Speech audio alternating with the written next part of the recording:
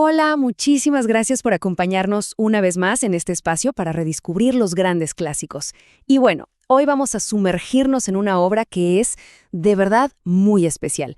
Hoy hablaremos de la obra de Antoine de Saint-Exupéry.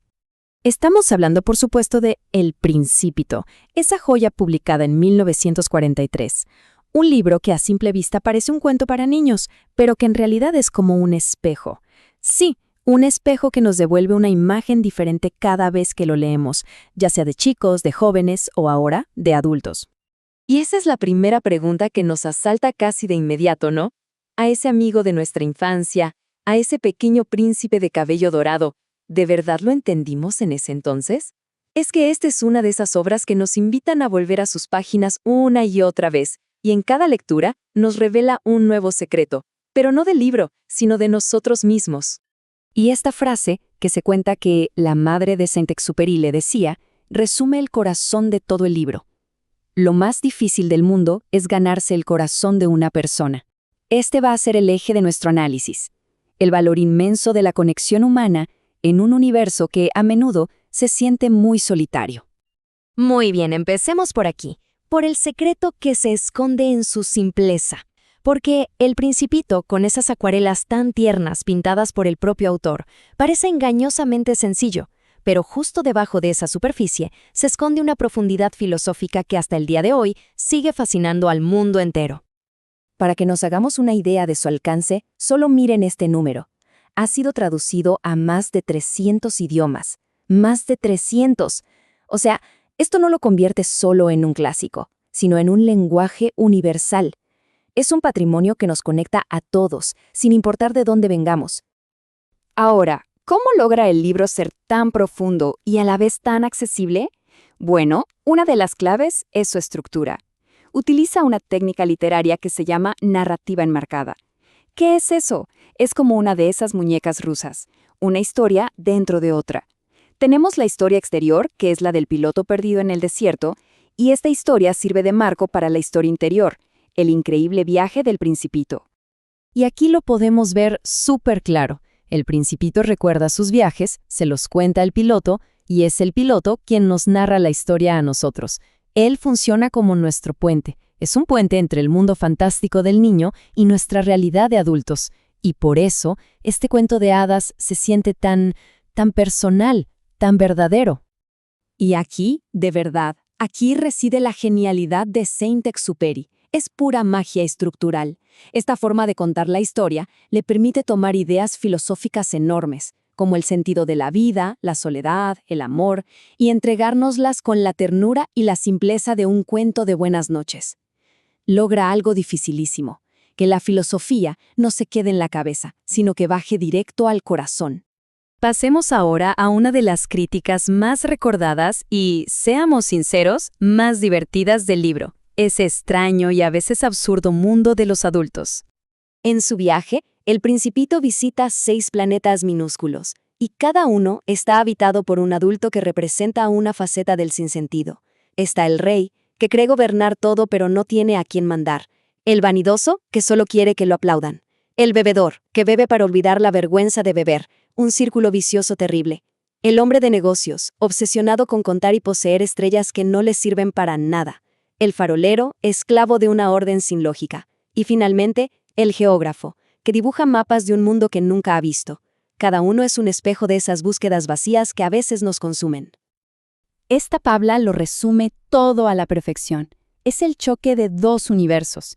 Por un lado, el mundo del Principito, donde todo se basa en entender con el corazón, en crear lazos, en valorar lo esencial. Y por el otro, el mundo de los adultos, enfocado en los números, en poseer cosas y en las apariencias. Son 2 formas radicalmente opuestas de ver y vivir la vida. Y no hay mejor ejemplo de esta lógica adulta que la frase del hombre de negocios. Poseo las estrellas. Escribo la cantidad en un papel y lo guardo en un cajón. Es la ilustración perfecta de la posesión sin propósito alguno. Es tener por tener, sin aportar nada, sin ser útil para aquello que se dice que se posee. Y la respuesta del Principito es que es tan simple que desarma por completo. Yo soy útil para mis volcanes y para mi flor, pero tú no eres útil para las estrellas. Para él, el valor no viene de la posesión, sino de la responsabilidad, del cuidado mutuo que le damos a aquello que amamos. Una lección tremenda. Y todo esto nos lleva, ahora sí, al núcleo filosófico del libro, a la solución que nos propone para ese vacío del mundo adulto. Es una invitación a aprender, o mejor dicho, a recordar cómo ver con el corazón. Y para que veamos el peso que tiene esta obra, no es solo una opinión. Fíjense que hasta un filósofo de la talla de Martin Heidegger llegó a calificarlo como uno de los más grandes libros existencialistas del siglo XX. Y es que el libro nos enseña sobre nuestra propia existencia de una forma mucho más profunda que cualquier manual. Tiene todo el sentido del mundo. El propio autor, un piloto que pasó incontables horas en la soledad del cielo, lo tenía clarísimo. Él mismo escribió, solo existe un lujo verdadero, y es el de las relaciones humanas. En la inmensidad del universo, lo único que de verdad importa es el calor de la conexión con los demás. Y así llegamos a la frase del libro, la que todo el mundo conoce, pero que nunca está de más volver a escuchar y sobre todo a sentir. Lo esencial es invisible a los ojos. Un recordatorio de que las cosas que de verdad le dan valor a la vida, el amor, la amistad, la lealtad, no se pueden contar, no se pueden pesar, ni medir, solo se pueden sentir. Pero a ver, ¿qué significa eso en la práctica? ¿Cómo se crea ese valor que no se ve? El libro nos lo explica de una forma preciosa. El tiempo que perdiste con tu rosa hace que tu rosa sea tan importante. El valor no es algo que las cosas traen de fábrica, es algo que construimos. La rosa del Principito es única entre millones de rosas, no por cómo se ve, sino porque es su rosa, aquella a la que le dedicó su tiempo y su cuidado. Y claro, esa inversión de tiempo, ese cariño, nos lleva a otra palabra clave, la responsabilidad.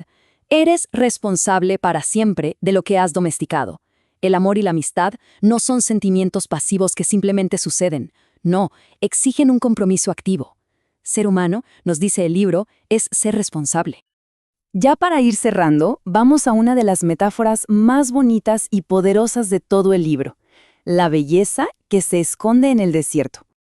Lo que embellece al desierto, dice el Principito, es que esconde un pozo en alguna parte.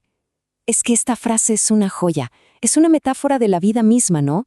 La vida, como el desierto, a veces puede parecer vacía o monótona, pero su verdadera belleza está en lo que está oculto, en esa promesa invisible que tenemos que buscar con el corazón. Y esto es exactamente lo que el piloto ve en el propio príncipe. Mientras lo mira dormir, piensa, lo que tanto me conmueve de este principito dormido es su fidelidad a una flor. Lo que lo hace tan especial no es lo que se ve por fuera, es esa lealtad invisible, esa imagen de la rosa que brilla en su interior como si fuera la llama de una lámpara. Y con todo esto, llegamos a la reflexión final, una que es para cada uno de nosotros. Después de este recorrido, si tuviéramos la oportunidad de volver a encontrarnos con el Principito, ¿qué le preguntaríamos? Y una pregunta quizás más importante. ¿Estamos viviendo de una forma que nos permita tener una buena pregunta guardada para él? Un pequeño y silencioso homenaje a su creador. Un piloto y escritor que, desde la soledad de su cabina, vio el mundo de otra manera y nos regaló esta historia inmortal para enseñarnos a buscar lo esencial, aquí, en la Tierra. Bueno, espero que este viaje de regreso al pequeño planeta del Principito les haya gustado tanto como a mí. La próxima vez volveremos a abrir otro clásico lleno de sabiduría. Nos vemos pronto. ¡Adiós!